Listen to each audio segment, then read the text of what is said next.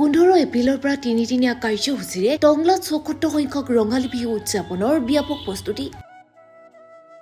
সদৌ টংলা ৰঙালী বিহু সন্মিলনীৰ উদ্যোগত বিগত বৰ্ষবোৰৰ দৰে এইবেলিও 15, 16 আৰু 17 এপ্ৰিলত অনুষ্ঠিত হ'ব ৰঙালী বিহু। টংলা উচ্চতৰ মাধ্যমিক বিদ্যালয় খেলপথাৰত তিনিদিনীয়া বৰ্ণাঢ্য কাৰ্যসূচীৰে ৭৪ সংখ্যক এই ৰঙালী বিহু উদযাপনৰ প্ৰস্তুতি পূৰ্ণগতিত চলিছে। ৭৪ সংখ্যক এই ৰঙালী বিহুৰ আজি লাই খুঁটা স্থাপন কৰে সাহিত্যিক পেঞ্চনাৰ তথা ওদালগুৰি ৰত্ন সন্মানেৰে বিভূষিত ধৰণীধৰ মেধিয়ে।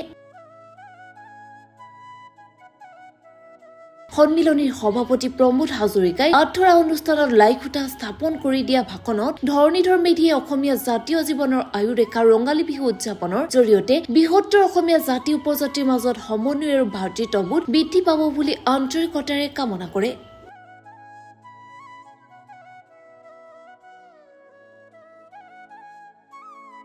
অনুষ্ঠানৰ সন্মিলনীৰ বিষয়ববীয়াসকলৰ উপৰিও টংলা সাহিত্য সভা, বিহু ৰক্ষা সমিতি, ওদালগুৰি জিলা সমিতিৰ বিষয়ববীয়া, টংলা জ্যেষ্ঠ নাগৰিক পৰিষদৰ কৰ্মকৰ্তাসকল উপস্থিত থাকে।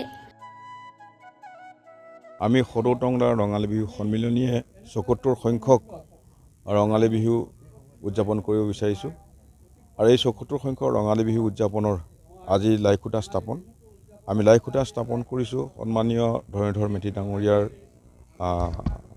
জৰিয়তে। আমাৰ তিনিদিনীয়া কাৰ্যসূচী থাকিব ১, ২, ৩ বহাগ, ১৫, ১৬, ১৭ এপ্ৰিল। বিভিন্ন কাৰ্যসূচীৰে আমি এই অনুষ্ঠানটো পাতি আহিছোঁ আৰু পাতি যাম। আৰু সাংস্কৃতিক সন্ধিয়াৰ লগতে অসম ভিত্তিত মুকলি বিহু, লগতে শিশু চেমনীয়া প্ৰতিযোগিতা, বিভিন্ন কাৰ্যসূচীৰে আমি এই বিহুটো আয়োজন কৰিব বিচাৰিছোঁ।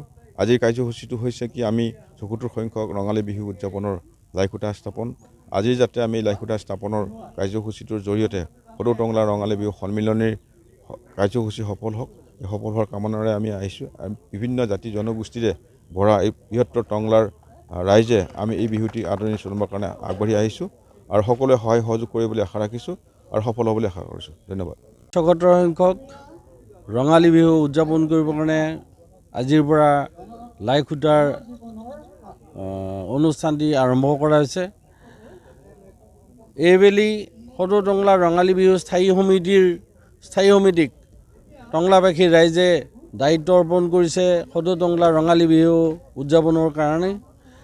আমাৰ তিনিদিনীয়া কাৰ্যসূচী অহা বহাগৰ ১, ২, ৩, ১৫ ইংৰাজী ১৫, ১৬ আৰু ১৭ এপ্ৰিল তিনিদিনীয়া বৰ্ণাঢ্য কাৰ্যসূচীৰে আমি আনবাৰৰ দৰে এইবেলিও আমি সদৌ টংলা ৰঙালী বিহু উৎসৱটি আয়োজন কৰিছোঁ।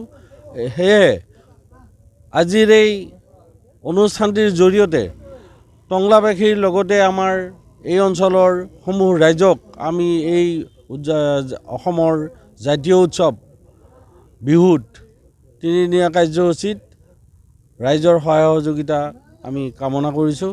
আটাইৰে উপস্থিতি আমি কামনা কৰিছোঁ যাতে আমাৰ এই তিনিদিনৰ কাৰ্যসূচী সুকলমে আমি অতিবাহিত কৰিব পাৰোঁ। টংলা পৰা মিনময় চহৰীয়া ৰিপৰ্ট, গ্ল'বেল এনি।